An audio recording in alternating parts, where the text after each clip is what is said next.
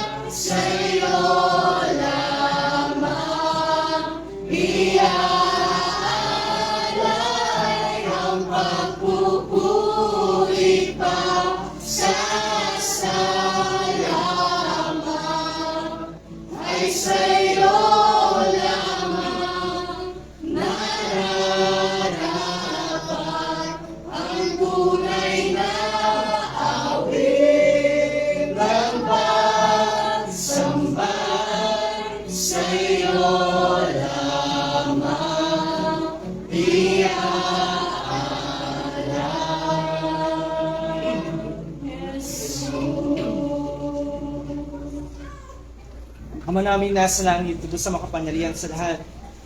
Kinikilala po namin, Panginoon, Jesus, ang iyo pong kabutihan sa pamamagitan naman ng iyo pong pag-ibig. Naniniwala po kami, Panginoon Jesus, na ikaw ang tunay na Diyos na nagligtas sa amin. At batid mo, Panginoon Jesus, na ang tunay namin kahinaan ay kawalan ng pananampalataya sa iyo. Ipanumbalik niyo po kami, Panginoon, sa iyo pong kapayapaan sa pamamagitan ng iyo pong salita. Nawa sa gabing ito, Panginoon, i-comfort niyo po kami lahat sa pamamagitan ng katotohanan na iyo pong ipapahayag. Dalangin ko po, Panginoon Jesus, na ang bawat isa ay tunay, Ama, na mabuksan ang aming mga puso at makita namin, Panginoon Jesus, ang iyo pong kulatian at ang iyo pong pag-ibig sa aming mga buhay. Inaasahan po namin, Panginoon Jesus, na sa gabing ito at sa pagsisimula, Ama, ng mga gawain para sa iyo pong pangalan, dalangin po namin, Panginoon, na ikaw ang tunay na magtanim ng iyo pong salita at magkaroon kami, Ama, ng tunay na kalayahan sa pamamagitan, Ama, ng iyo pong salita. Dalangin po namin, Panginoon Jesus, ang tunay, Ama, na pagkilos ng iyo pong banal na Espiritu. Nawa, mula sa lahat po na nagkakatipon hanggang sa lahat na makakarinig, Ama, ng iyo pong salita, nawa, patuloy mo kami panumbalik, Ama, sa tunay, Ama, na pagpupuri at tunay, Ama, na pagpapakumaba sa iyo. Dalangin po namin, Panginoon Jesus, na loobin niyo po na makalapit kami sa inyo kabanalan sa pamamagitan po ng iyong habag. At ikaw ang tunay, Ama, na maitaas at tunay na mapangaralan sa lahat po, Ama, ng mga gagawin na gawain at sa lahat ng pananambahan. Kinikilala po namin na ikaw, Panginoon Jesus, ay nasa aming kalagitnaan at ikaw ang tunay, Ama, na mangangalaga sa aming lahat. Kami po ay lubusan na nagpapasalamat sa gabing ito sa pagpapahayag ng iyo pong salita. Ikaw ay tunay na purihin at dakilain na aming Panginoon Jesus at muli po namin binabalik sa iyo ang tunay na pagpupuri at pagsamba sa inyo pong dakilang pangalan, Panginoong Jesus. Amen. Sa pawitan natin ng Diyos na hamang-hamang na ang ating Panginoon. Sama-sama po tayong umawit. Hallelujah. O tayo ay nagkatungkol sa gabing ito, patuloy natin pasalamatan ang ating Diyos.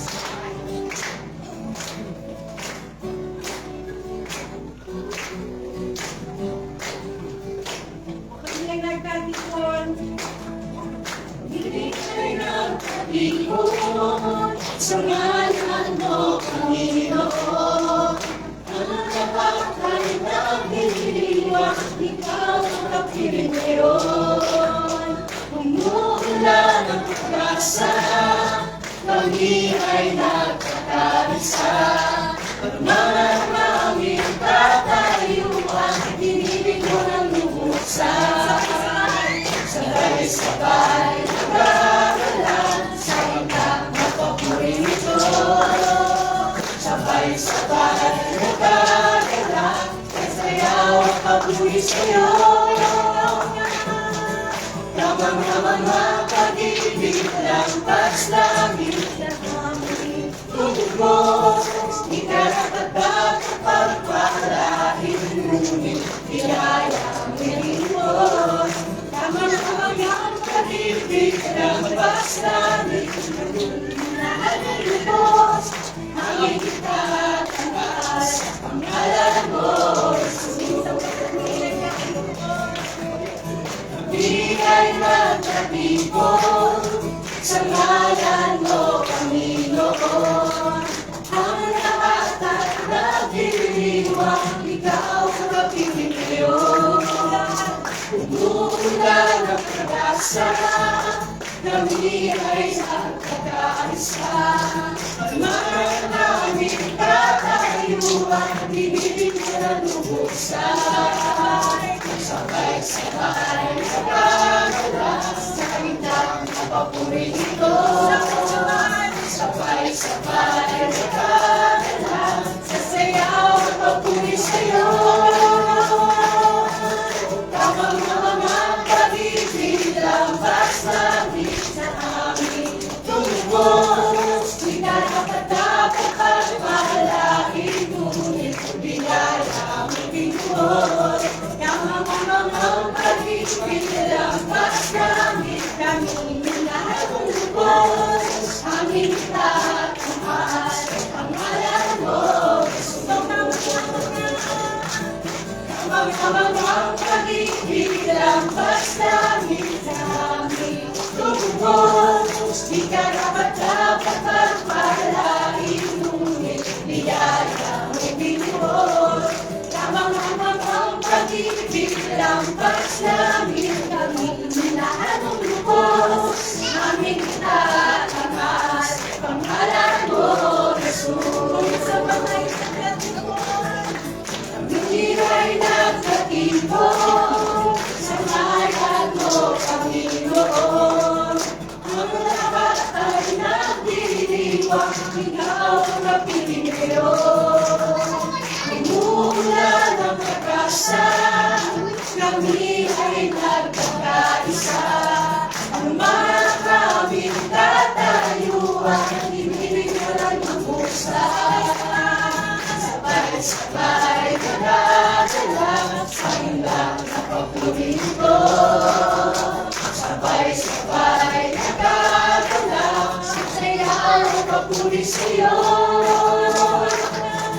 Namang-namang ang pag-ibig, lampas langit sa aming tugos.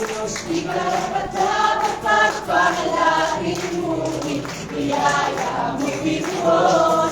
Namang-namang ang pag-ibig, lampas langit, kami lahat ng lubos. Aming tatangas, pangalan mo, Jesus.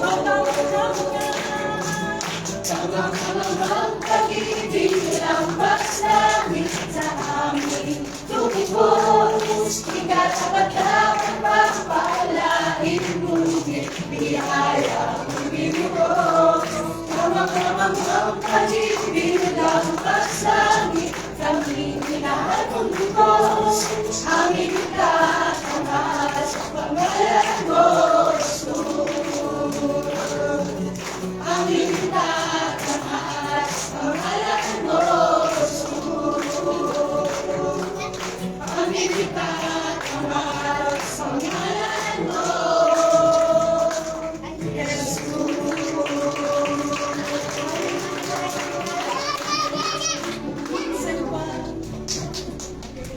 Ibaba mo lang eh, kung ano ganyan.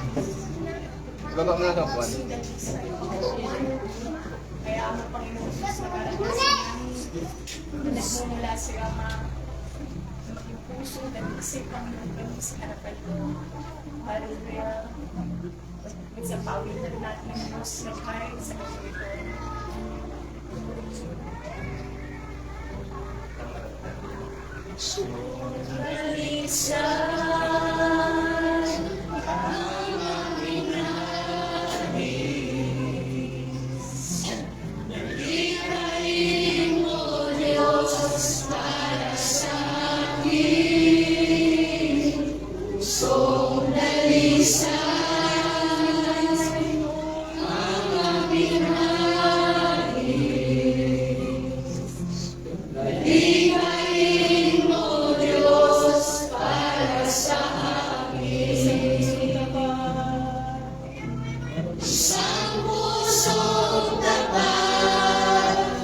sa'yo'y nagmamahal, isang pusong sa'yo'y walang alinlangan, isang pusong itinitibok na ika'y parangalan, ang lupo'y pagpupuri sa'yo. Isang pagpusong dalisay ang aming nais Panginoon. Dalisay ang aming nais. Ibigay mo sa aming Panginoon sa gabi ito. Ibigay mo, Diyos, para sa amin. Pagpusong dalisay, sama-sama tayo. Pagpusong dalisay ang aming nais. Ibigay mo, Panginoon. Ibigay mo, Diyos, para sa amin. Isang pusong tapat. Isang pusong tapat na sa'yo'y nagmamahal. Isang pusong sa'yo'y walang alinlangan. Isang pusong itinitibok na ika'y parangalan. Ang lupo'y magpupuri sa'yo lamang, Jesus. Isang pusong tapat. Isang pusong tapat na sa'yo'y nagmamahal. Isang puso sa'yo'y walang alinlangan. Isang pusong itinitibok na ika'y parangalan. Ang lupo'y pagpupuri sa'yo lamang, Jesus. For the next time, isang pusong tapat. Isang pusong tapat na sa'yo'y nagmamahal. Isang pusong sa'yo'y walang alinlangan. Isang pusong itinitibok na ika'y parangalan. Ang lupo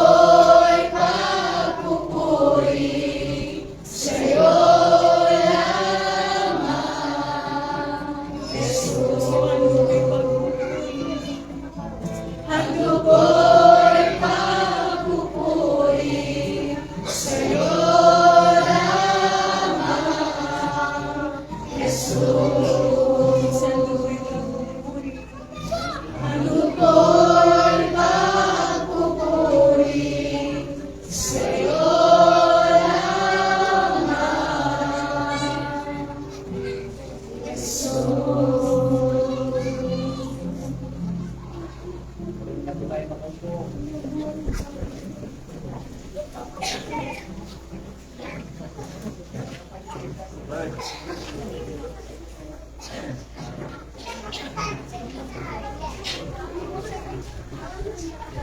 binubuto ng Philippine Qualified Church, iglesyang kinabibilangan po ni Kuya Bernard ay gusto nakikiramay po sa pamilya po ng Allen. Alam po natin na mahirap, masakit, mawalan sa ating mahal sa buhay. Pero ang pinagpapasalamat po natin ay ang ating kapatid ay nasa Panginoon na naglilingkod sa kanya. Kaya po, simula sa gabi dito, amin ay nagkakaroon po tayo ng mga gawain habang hindi na inilibing si Brother Bernard, ay nagkakaroon po tayo ng gawain dito sa kanyang damay. Siguro po ay bukas lamang po tayo mawawala ng gawain because sa ating preparation for the worship service. Pero beginning on Sunday, hanggang sa malibing po si Brother Bernard, ay magkakaroon po tayo ng gabi-gabi na gawain. So, ngayon po ay may gawain tayo. Bukas ng gabi wala po tayo. Pero Sunday po, starting Sunday, and then Monday, diretso na po yun. Ay dito po may gawain. Okay? So sa lahat po ng mga taga-Green Valley at Alex, magkikita-kita po tayo sa church and then susunod po tayo papunta sa dito. Kasi po ang ano po nila ay 7 days po si Brother Bernard. Pero kung malilesen po, kung may lalakad ang nilang gusto mas madali, kung may lalakad po nila yung papeles, siguro mas madadali. Kasi 7 days lang ang gusto. Amen. So, purihin po ang Panginoon sa gabi nito, kahit po ay nag-aaral ng salita ng Diyos.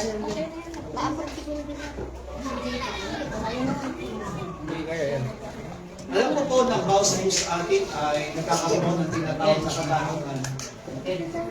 Believers man, mananampalataya man, o hindi mananampalatay, nagkakaroon ng katanungan kung bakit nagkakaroon ng tinatawag na kamatayan. Tandaan po natin, ang kamatayan po ay itinakdak sa mga tao. Hebreo Kabanatang 9, talata po ay 27. Ang sabi po doon ng salita ng Diyos, itinakdak ng Panginoon sa atin na minsan mamatay. At ang susunod po noon ay ang pagdukom o kaatulan. So ibig sabihin, lahat po tayo mga tao ay meron tinatawag na hangganan. Yung the length of our life. Yung buhay po natin ay meron tinatawag na hangganan. At naniniwala tayo, lahat po ng mga tao ay nasa kamay ng ating Panginoon. It is God who decide, ang Diyos po ang magdidesisyon kung kailan babawiin ng Panginoon ang ating mga buhay. Amen. At alam niyo po ba na kung ganun po yung, kung ganun yung magiging paraan ng ating magiging kamatayan, wala man po isa sa atin na nakakaalam kung kailan po darating yung tinatawag na kamatayan. Kung nanood po kayo ng television ngayon, di po ba nagkaroon ng 7.7 na lindol sa Myanmar? Napakalakas po na lindol. Napakataas na building para po siyang para lang po siyang isang bagsakan. Nakakatakot na kung iisipin natin mabuti. At ang sabi nila, 43 po na katao ang nabaon doon sa building po na yun. Kaya, hindi nila alam, siguro, ang alam lang po ng mga tao ito ay magtatrabaho po sila doon sa building dahil under construction po yung building na yon. Pero tingnan po natin, after that one, after that Myanmar, 7.7 na lindol, no, finish na po yung kanilang mga buhay. Kaya tayo rin na nandito, tayo po ay naniniwala na kapag minoob ng Panginoon, hinais ng Panginoon na bawiin ang buhay natin, wala po tayong magagawa. Hindi po natin kayang, minsan ang nalampasan ni Brother Bernard yung stroke. Amen. Nalampasan niya na po yung mga stroke sa kanyang buhay at nakasurvive siya, nakapagsalita, nakalakad. Amen. Naalala ko nung na-stroke siya, na nagpaalam siya sa akin, Pastor, kailangan kong pumunta ng probinsya para magpalakas. Nalungkot po ako nun kasi syempre, di ba, sanay po ako na pag every Sunday, every Lord's Day ay makasama po natin si Brother Bernard kasama ng kanyang mga apo. Pero sa kapakanan ng kanyang kalusugan na that time, sabi ko, sige po Brother Bernard, pero huwag ka mag-alala, Pastor, babalik po ako, sabi niya. So nakabalik siya, nakasama natin siya ulit na nagpuri, sumamba sa Panginoon. Amen. Maraming naranasan si Brother Bernard, nag-pandemic. Amen. Marami tayong sama-samang nalampasan ng mga pagsubok. But this time, eto na po. Amen. Huling sulyap na po natin sa Kanya. And hindi na natin siya makikita ng mukhaan. Kaya nga po, nung Sunday, hindi na po ako pumayag na hindi ko siya makita. Ang hirap-hirap pa naman po mag-park sa district. Amin, alam niyo po ba, nakadalawang ikot po ako para lang makapag-park. Dahil hindi po sila makapasok, yung mga kasama ko hindi makapasok kasi hinihintay po nila ako. And sa awa ng Diyos, nagkaroon ako ng free parking doon sa may tabi ng gasolinahan. Sinabi ko doon sa nagtitinda, pwede bang makisuyo muna dito, may dadalawin lang ako may karamdaman. And I was touched na talagang halos maiyak din po ako nung nakita ko siya. Kasi pag nakita niya sa akin doon sa may pintuan, kumagulgul na po siya. Parang batang maliit na... At nung sinabi ko sa kanya na lalakas ka pa, nung sinabi ko pala sa kanya, magkikita na lang tayo sa pag dinalaw kita, nasa bahay ka na. Eto na pala. Dadalawin ko nga siya, nasa bahay na, pero wala na po siya. Pero, hindi po ako nagkakaroon ng anumang klase ng madilim na kalungkutan sa kanya. Bakit? Sapagkat nung dinalaw ko po siya, nung sinabi ko sa kanya, mananambahan ka pa, pinasa yung kamay niya, tsaka pinupokpok niya yung kanyang dibdib. Sinabi niya sa akin na, opo, Pastor. At nung sinabi ko, wala na maghahatid sa mga apo mo pag hindi ka lumakas. At lalo siya umiyak. Amen. Kaya hindi ko alam kung wala ngayon si Brother Bernard, kung ihahatid pa siya yung mga apo niya sa church. Eh, hindi si ate, alam ko naman hindi nagta-tricycle yan. Amen. Kaya ang inaasahan natin dyan, si Brother Ha? Wala na maghahatid. Wala na si Brother Bernard. Amen. Alam niyo po kasi Brother Bernard, kahit dalawang balikan, gagawin niya para yung mga bata, yung mga apo niya, tsaka lang sila susunod. And praise the Lord, amen po ba, nakakatawang isipin sapagkat kahit na ganito po tayo, kaya nga siguro yung ibang mga tao, bakit nagpapalakpakan sila? Meron naman namatay, nagpapalakpakan pa sila.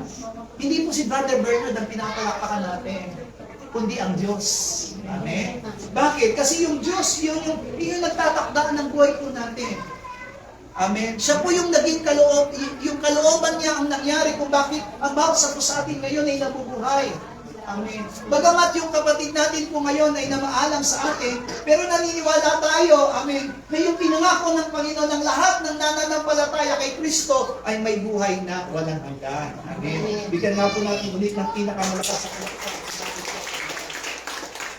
sabi po dito sa Pahayag, Kabanatang 14, talatang 13, sabi niya dito, at narinig ko ang sapinig na mula sa langit na nagsasabi, isulat mo, mapapalad ang mga patay na nangamamatay sa Panginoon mula ngayon. Oo, sinasabi ng Espiritu upang sila'y makapagpahinga sa kanilang mga gawa, sapagkat ang kanilang mga gawa ay sumusunod sa kanila. Amen. Sabi po ng salita ng Diyos dito, simula ngayon, hindi na natin, alam niyo po ba sinasabi, sa wikang English po, pag sinabi po, mapalad, ang ibig sabihin po ay happy are those. Ibig sabihin po, ang kagalakan ng isang tao, hindi lang pala tayo, di ba, sa salibot ang ginagalawan natin, kapag sinabi dito mapalad, maswerte, ang ibinibilang ng tao na yun ay kung siya ay mayroong kayamanan, mayaman, mayroong malaking bahay, amen po ba, may mga sasakyan, amen po. Hallelujah. Yun yung ibinibilang ng salibutan na mapalad o maswerte dito sa salibutan.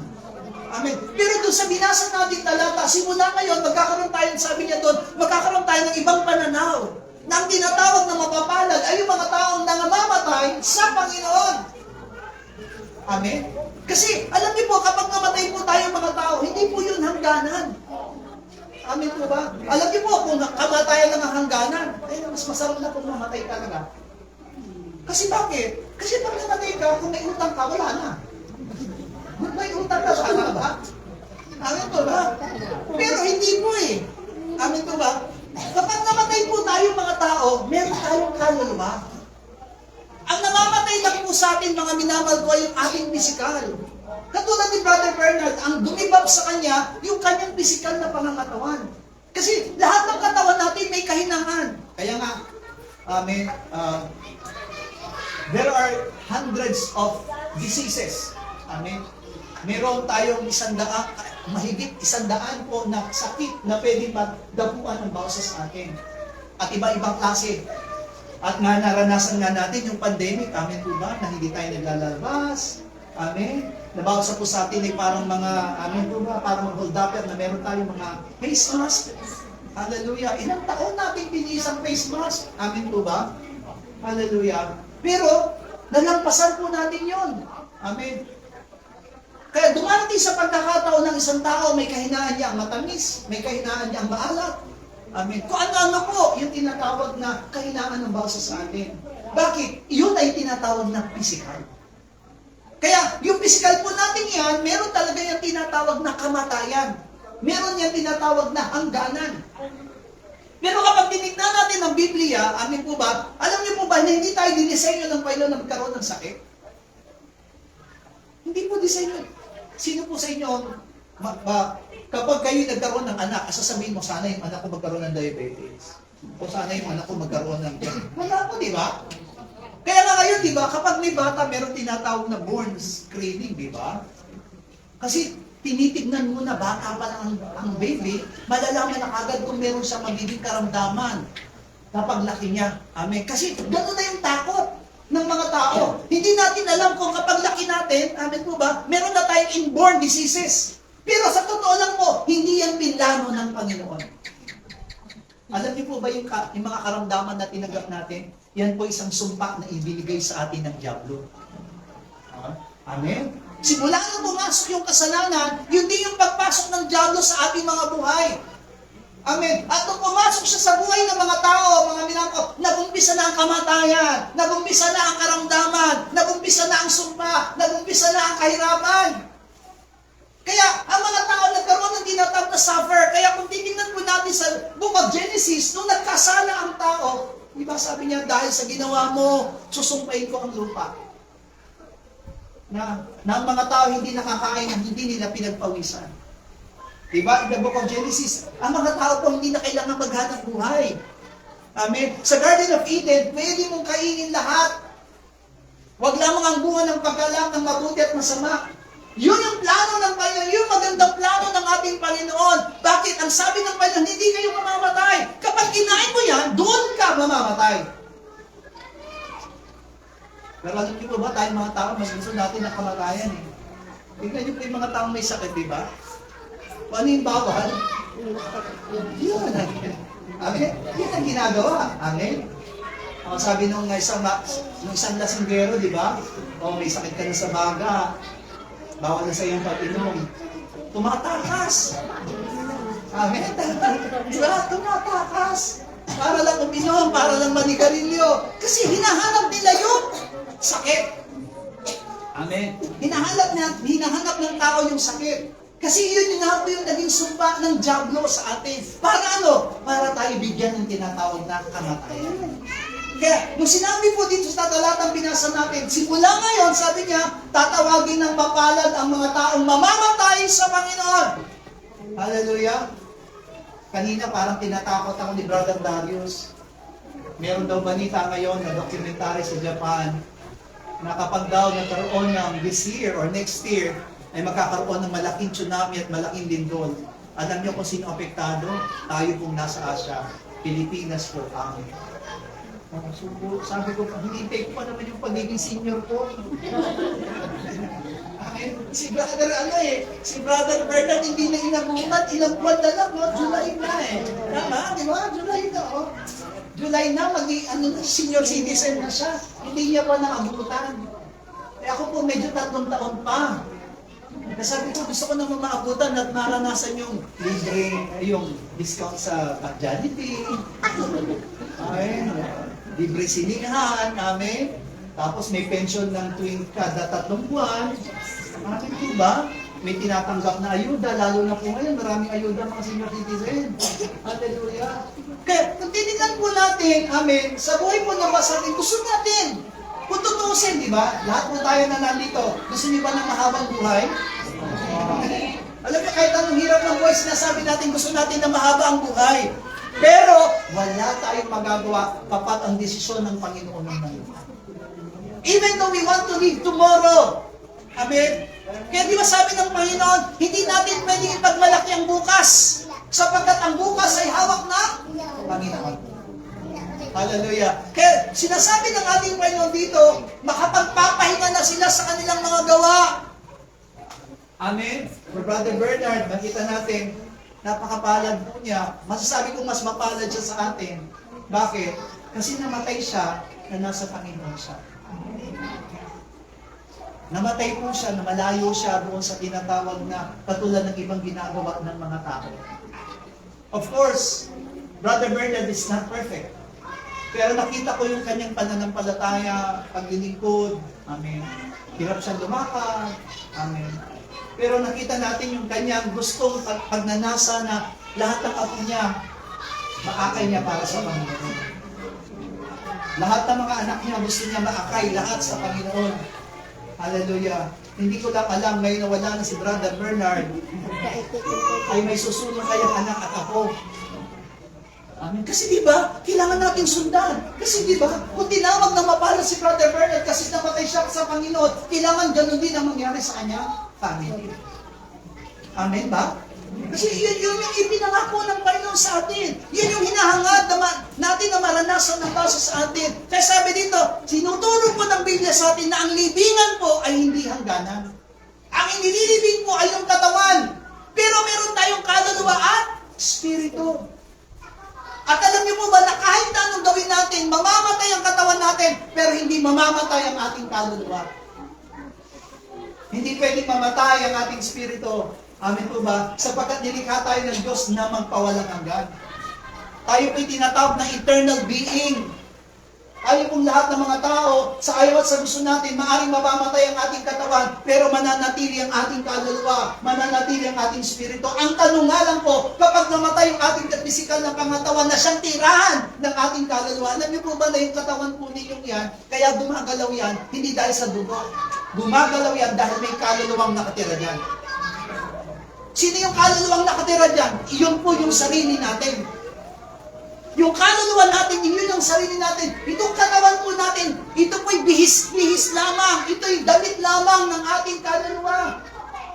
Amen po ba? Kaya kapag humiwalay po yung kaluluwa natin sa ating katawan, ang tawag po doon ay kamatayan. James chapter 2, di po ba? Na kapag humiwalay po ang katawan sa kanyang kaluluwa o spirito, yun po ang tinatawag na kamatayan. Hallelujah. Kaya nga po, dumating ang ating Panginoong Hesus dito. Amin po ba? Ayaw niya mapahamak ang bawat sambo sa atin. Nung dumating ang ating Panginoong Hesus dito, ang nais niya po ibalik sa atin. Alam niyo po, Jesus Christ is the God of restoration. Si Yesu Cristo po ay Diyos ng panunambalik. Ano po yung binabalik ng Panginoon? Yung dating kalagayan ng bawat sa atin. Ano yung tinatawag na dating kalagayan natin? The people who are following God. Yung mga taong hinahanap ang Diyos. Bakit? Lahat po tayo namuhay tayong hiwalay sa Diyos. Sa mundong ginagalawan po natin, how many percentage? No? Sa tingin po natin, ilang porsyento?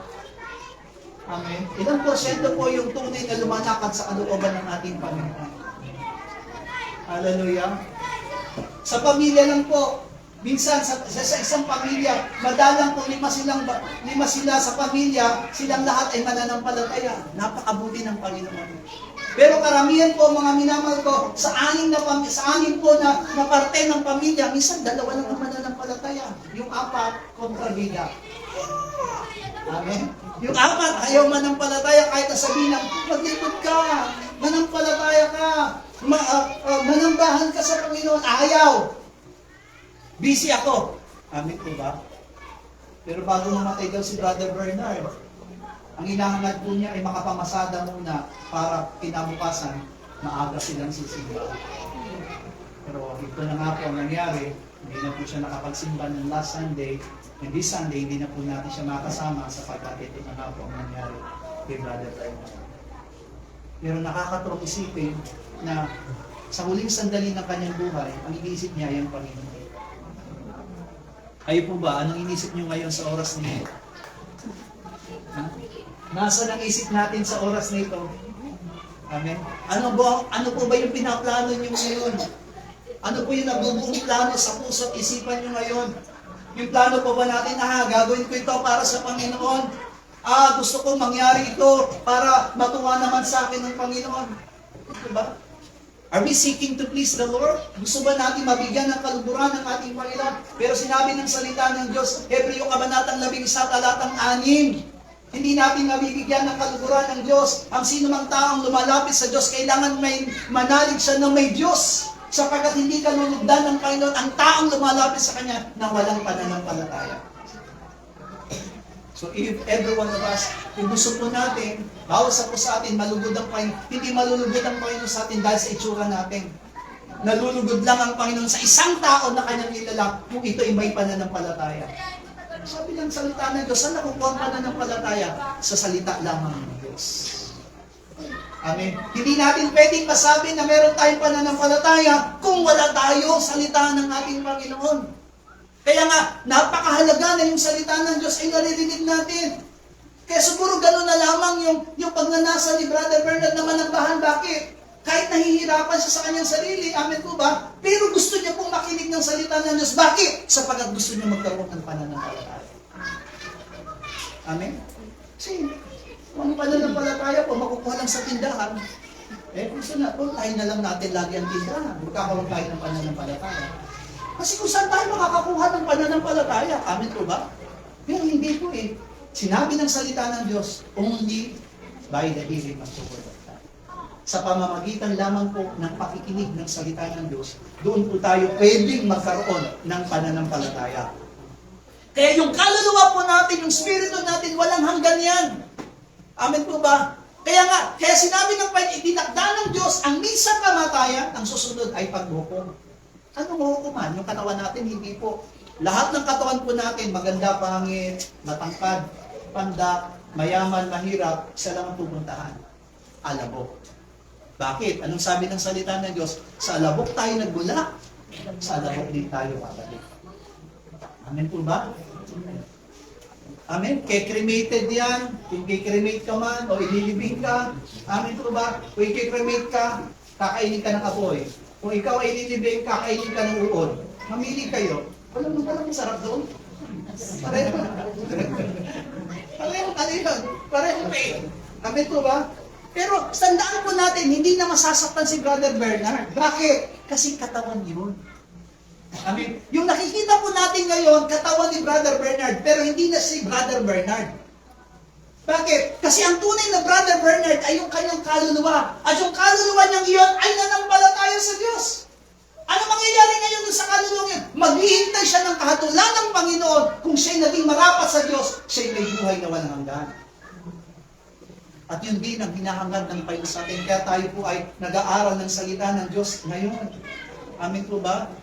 Kasi bakit? Kahit na meron tayong tinatawag na kahirapan, meron tayong nararanasan kapigatian sa buhay po natin sa mundong ito. Amin po ba? Dito lang natin yan mararamdaman.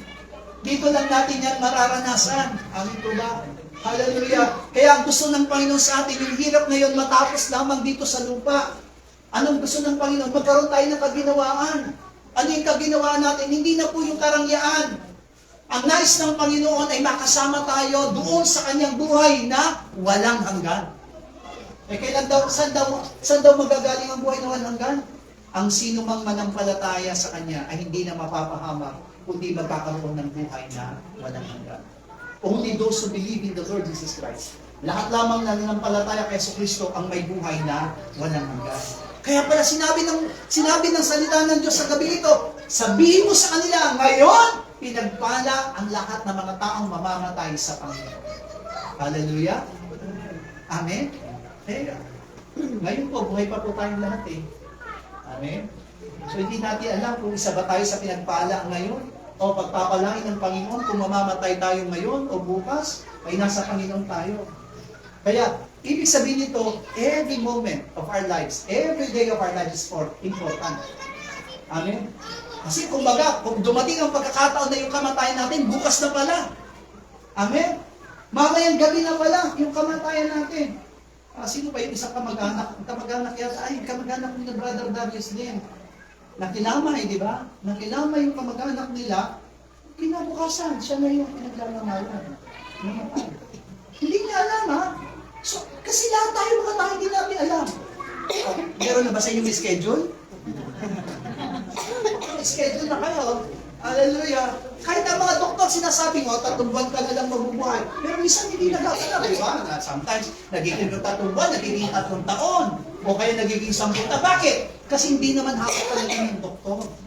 Ang Diyos lamang ang may nakakaalam kung hanggang kailan na magiging buhay ng isang tao. Kaya, yun yung hinahangad natin ngayon. Kaya, nililinaw lang po sa atin na ang paningin po natin sa kamatayan ay mabago.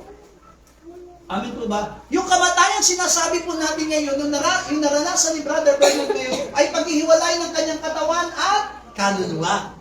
Hallelujah. Yung katawan niya babalik sa alabok at yung kanyang kaluluwa ay maghihintay sa muling pagparito ng ating Panginoong Jesus. Alam niyo po, later on, sa pag-aaral po natin, maintindihan natin mabuti, paano bang babalikan ng Panginoon si Brother Bernard? Yung mga namatay, paano bang babalikan? Little by little, gabi-gabi, mararaanan po natin ang pag-aaral ngayon. Pero ngayon, ang pinakamahalaga ngayon, idinideklara ng Panginoon sa atin, mapalad ang mga taong nangamamatay sa Panginoon. Kaya hindi ko nakakalimutan yung naririnig ko lagi kapag noon kapag nangangaral kami ng salita ng Diyos ni Pastor Jong. Sinasabi niya ang kamatayan ay parang paglabas sa pintuan at pagpasok sa isang pintuan. Kasi hindi po natatapos eh. Akala ba natin katapusan na ng mundo kapag namatay po tayo? Hindi po eh. Iyon ay po tinatawag na katapusan ng buhay mo sa mundo, pero meron ka pang buhay na haharapin. What is that? Spiritual life. Kaya nga naglaan ng Panginoon ng 2 tirahan. Ano daw yung 2 tirahan na yon? Langit at pero wag natin sabihin na pinlano ng Panginoon ng mga tayo mapunta sa impyerno. Sino po ba yung Diyos natin? Yung Diyos natin mabuti. Yung Diyos natin mabait. Katulad ng inawit natin kanina, kay buti ng Panginoon, di po ba? Kung mabuti ang Panginoon, kayo, kahit na tayong mga magulang, mabuti tayo. Sabi ng Panginoong Hesus, kung ang anak mo ba hihingi ng isda, bibigyan mo ba ng ahas? Kung hihingi ba ang anak mo ng tinapay, bibigyan mo ba ng bato? Kaya sabi niya, kahit na kayong masasamang magulang, kaya niyong magbigay ng mabubuting bagay sa inyong mga... Amen po ba? Higit pa ang Diyos. Sabi nga po natin sa katabi natin, mahal ka ng Diyos. Amen. Mahal tayo ng Diyos. Dahil mahal tayo ng ating Panginoon, pwede siyang magbigay sa atin ng magaganda at mabubuting bagay. Higit pa doon sa mga bagay na kaya natin ibigay sa ating mga anak, sa ating mga kaibigan, ang Diyos kaya tayong bigyan. Bakit? Kaya nga namatay si Kristo eh. Dahil mahal niya tayo. Amen po ba? Kaya sabi dito, isang pintuan. Ano po yung pintuan na yun? Ang kamatayan daw isang pintuan upang tayo ay magpahinga. Amen. Sabi mo nga sa katabi mo, magpahinga ka naman. Okay. Ang tanong, ano ba yung tinatawag na pahinga? Amen? Ano ba yung pahinga? Alam niyo po ba sa church, sa Biblia, di po ba? Di ba sinasabi ng Panginoon, meron tinatawag na araw ng pamamahinga. Amen? Di ba ba? Meron tinatawag na araw ng pamamahinga. Pero alam niyo po ba yung mga tao ay magpahinga? Nagre-reklamo yung mga tao, pagod na daw siya. Tama po ba? Wala pa nga tao na napapagod magsabi ng amin. Di ba? Napapagod tayo, di ba? Amen. Yung mga nanay, laba, luto, linis. Amen, nakapagod, di ba? Hallelujah. Pero alam niyo po ba, na hindi ka pahingaan yung matulog? Matulog po dito, tignan niyo, oh. Natutulog si Brother Bernard ng ingay. Ganyan kagulo ang daigdig natin. Amin po ba? Lalo na siguro sa lugar na ito, no? Wala katahimikan dito. Ang daming bata eh. Everywhere. There's children. Amin po ba? I said, maano dito. Pero masaya, nakakaano rin ang mga bata, nagpapasaya ng kapaligiran eh. Kasi hindi naman nila alam. Pero alam niyo po ba na kahit anong gawin natin yung iba nga eh, nakapagpahinga nga kasi pagod ako naglaba. Pero alam niyo po ba na pagising nyo, nakapagpahinga kayo? O piling nyo pagod pa rin kayo? Pagod pa rin. Sa totoo lang. Tama ba? Yung iba namang mga nanay, hindi na pagod sa trabaho. Di Hindi napagod sa paglilinis, sa paglalaba, hindi napagod. Alam niyo kung saan siya napagod? Kakaisip. Kung anong kakainin, kung anong lulutuin, amin po ba, kung anong pambayad ng kuryente, tama! Sobrang panik. Pero sa Biblia, isa lang po tinatawag na tunay na kapahingahan. Ano po daw yun? Sa presensya ng ating Panginoon. Kaya nga po, sa sobrang kabutihan ng Diyos, 7 araw ang nilikha niya, pero isang araw, ibinigay niya bilang kapahingahan. Amen? Ano yung kapahingahan daw na yun? Sa piling ng Panginoon. Amen po? Pero alam niyo po ba na yung mga tao, Monday, busy, Tuesday, busy, Wednesday, Thursday, Friday, busy, Saturday, busy, ay Sunday ba naman busy pa rin? Tapos sasabihin natin, hindi mabuti ang Diyos, unfair ang Panginoon. Binigyan ka ng isang araw para magpahinga sa Kanya. Pero ayaw mong magpahinga. Amen? Ginagawa pa rin natin. Kaya nakatuwa si Brother Bernard eh. Kasi alam niyo kung bakit? Kapag nakikita ko kasi sa every Lord's Day po kasi kapag nag-worship service, nandun po ako sa pintuan eh. At makikita ko po yan, kapag marami siyang batang dala-dala, hindi mo na ipapasok yung tricycle, di ba? Doon muna sa labas, ibababa niyo muna, papasok na yung mga bata, pasalis ulit siya, kumikukunin pa siya dito sa bahay nila, na tao, babalikan pa doon niya. Ganun siya katindi. Nahawa ka sa amin. Kasi grabe, kung tatay ko siya, I'm proud. Sasabihin ko, proud ako sa tatay ko. Kasi bakit? Ang vision lang niya, sa totoo lang, ang naging vision ni tatay, ni Brother Bernard, ang Panginoon. Gawain na kayo. Natatandaan ko, nagkaroon tayo ng children church eh. Yung mga bata, siya rin yung taga-hatid sundo ng mga bata. Kapag sinabing may gawain, kailangan ba yung mga gawain sa mga bata sa gawain? Sige, ihahatid ko na lang sila. Amin po ba? Pag Saturday, di ba, yung mga nag-aaral ng keyboard, ng mga instruments, hahatid pa po niya yan. Tapos tanghali, susunduin niya. Sobrang, sabi niya, siguro kung kulang na lang, patirahin niya yung mga apo niya sa church. Kasi gusto niya talaga maglilingkod tayo sa Panginoon. Kasi yun yung tunay na tinatawag na kapahingahan. Amen. Kaya sabi doon, wala na ngayon. Magpapahinga na si Brother Bernard sa kanyang paggawa. Pero kailangan may magpatuloy. Kasi di ba ang ating Panginoon nung inakyat sa langit, pumayo kayo. Sino yung pinabitin niya? Yung kanyang mga alagad. Sino yung nagpatuloy ng gawain? Yung kanyang mga alagad. Eh ngayon wala na si Brother Bernard. Sino na yung inahabilingan? Yung kanyang mga pamilya, yung Palen family.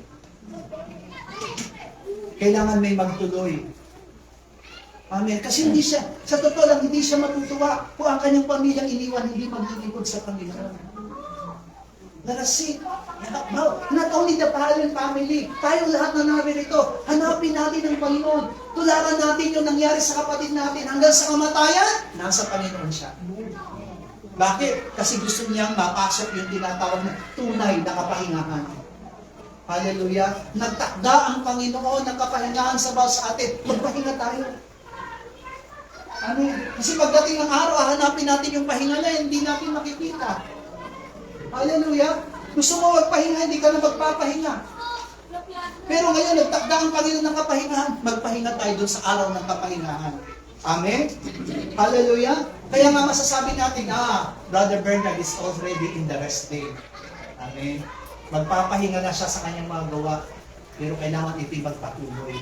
Yung pananampalataya, I hope si ate, makapagpatuloy siya sa gawain ng Panginoon. At isa sa mga anak niya, 2 sa mga anak niya, ay magkaroon yung tricycle, may dadalhin ulit yung mga bata. Ito tay, dahil love kita, itutuloy ko yung pinapagawa mo sa akin. Hallelujah. Itong batang ito, lumaki to sa church eh. Dala-dala ni Brother Bernard to. Ang ganyan kalit lang na akay-akay nila noon. Ang kulit-kulit lang siya. Ito lang mo, binata niya siya. Hallelujah.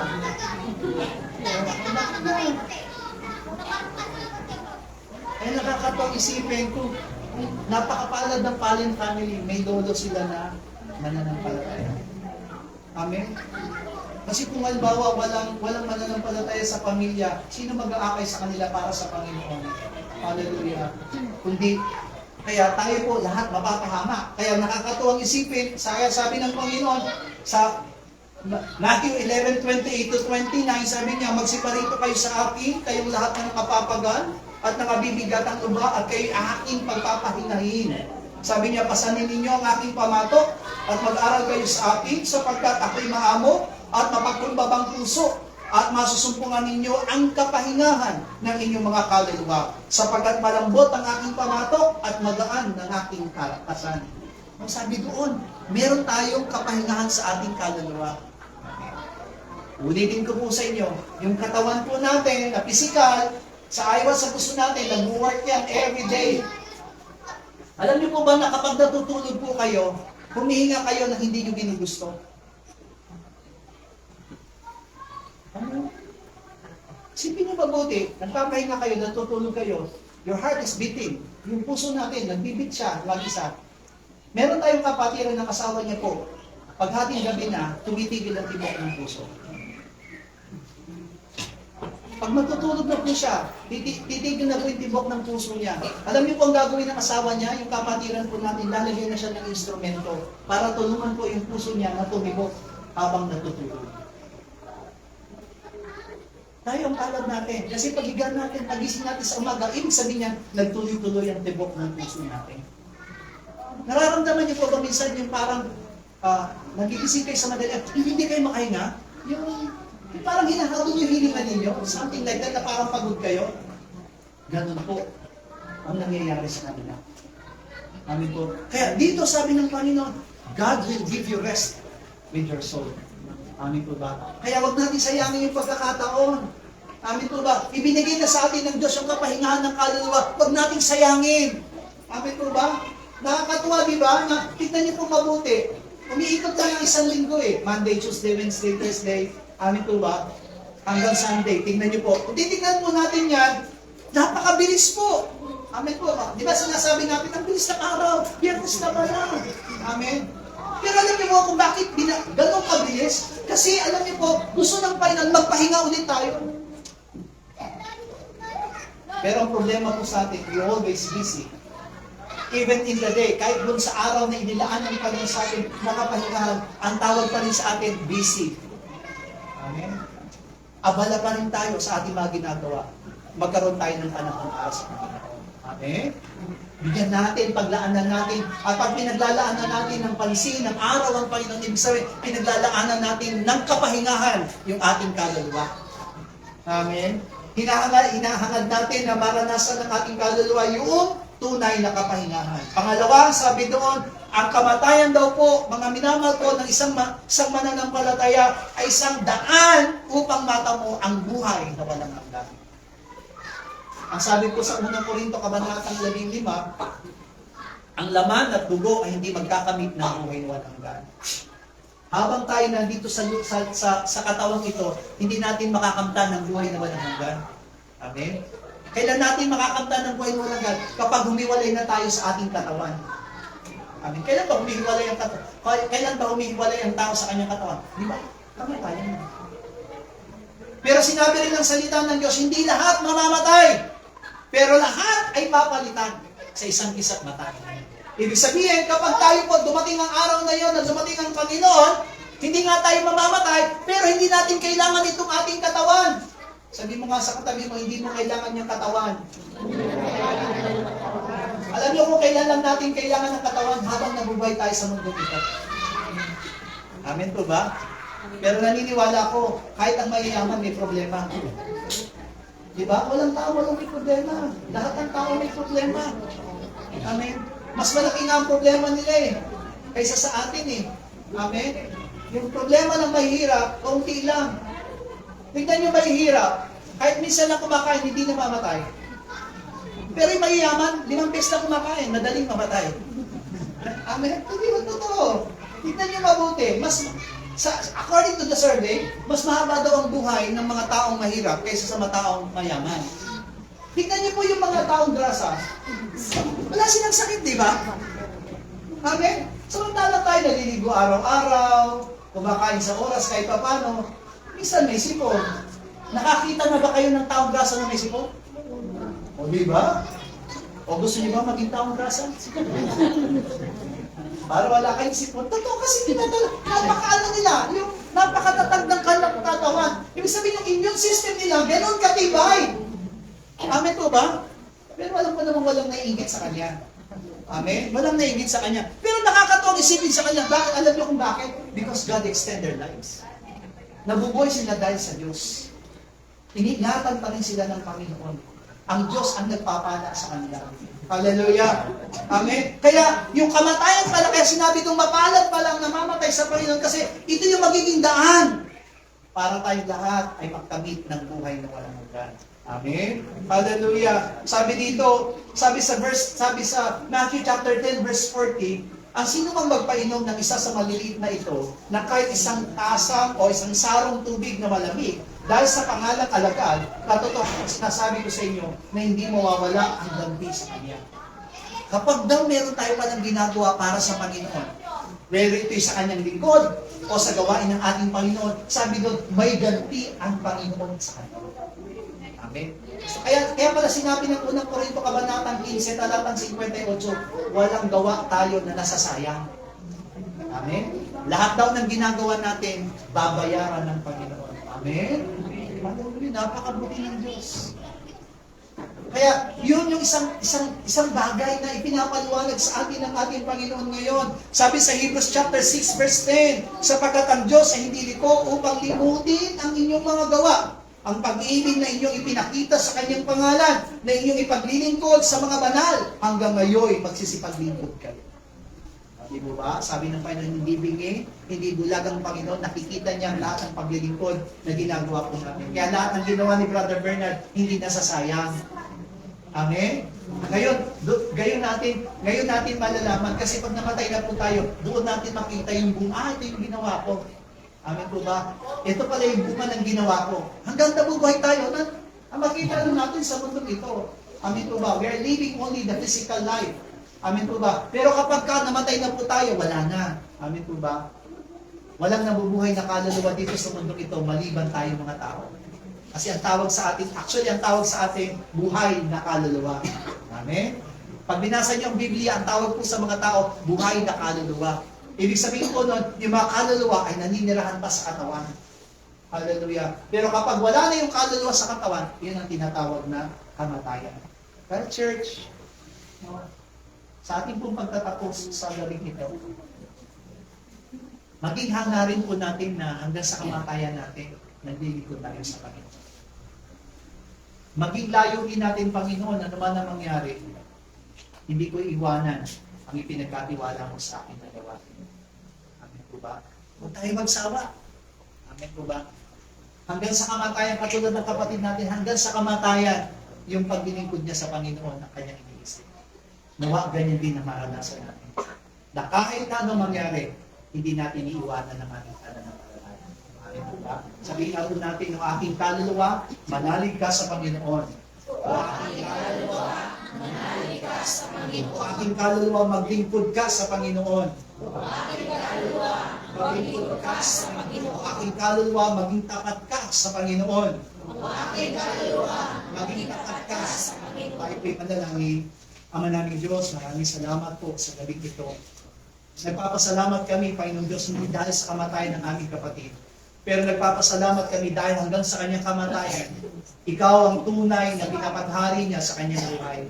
Nakita namin ito, Panginoon Diyos, kung paanong naging katuwang siya ng gawain namin, Panginoon. At masasabi namin manggagawa siya ng aming iglesia sapagkat siya ang nagdadala ng mga kaluluwa, akuman niya, Panginoon Diyos, o kapitbahay, Panginoon, o mga mahal sa buhay, Panginoon God, ay naging bahagi siya ng gawain, Panginoon Diyos, upang makarinig sila ng iyong mga salita.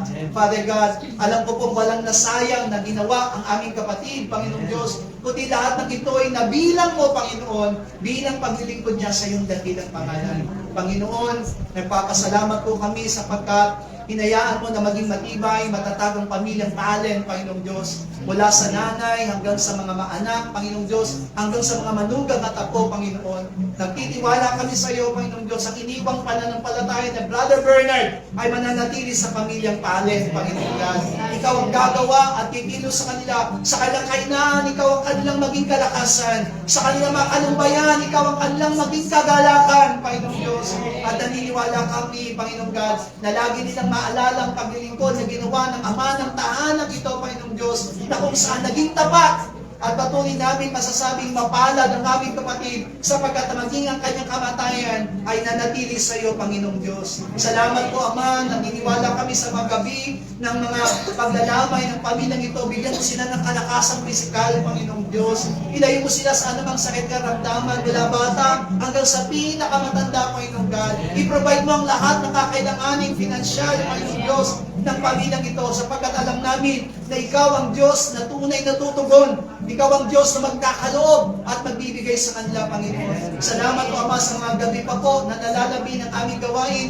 Hayaan mo, Diyos, na lahat na makakarinig ay tubuan at magkaroon ng pananampalataya, pag-asa para sa iyong buhay na walang hanggan. Salamat po, Panginoong God. Maingat namin ibinabalik sa iyo ang pinakamataas na papuri, pagsamba at paglalahati sa pangalan ng aming Panginoong Jesus. Amen. All together, Lord's Prayer. Ama namin na sa langit, sambahin-nawa ang pangalan mo. Ikaw nawa ang maghain sa amin. Sundin nawa ang iyong kalooban. Dito sa lupa tulad ng sa langit. Bigyan mo po kami ng pagkain kailangan namin sa araw na ito. At patawarin po kami sa aming mga kasalanan. Tulad ng aming pagpapatawad sa mga nagkakasala sa amin. At huwag mo kami iharap sa mahigpit na pagsuko, kundi ilayo mo kami sa masama, sapagkat iyo ang harihan, at ang kapangyarihan, at ang kabutihan, magpakailanman. Amen. Sa pagbulat po ng kain, yung pong pagkain na dala-dala po namin, huwag niyo na pong ihain sa amin.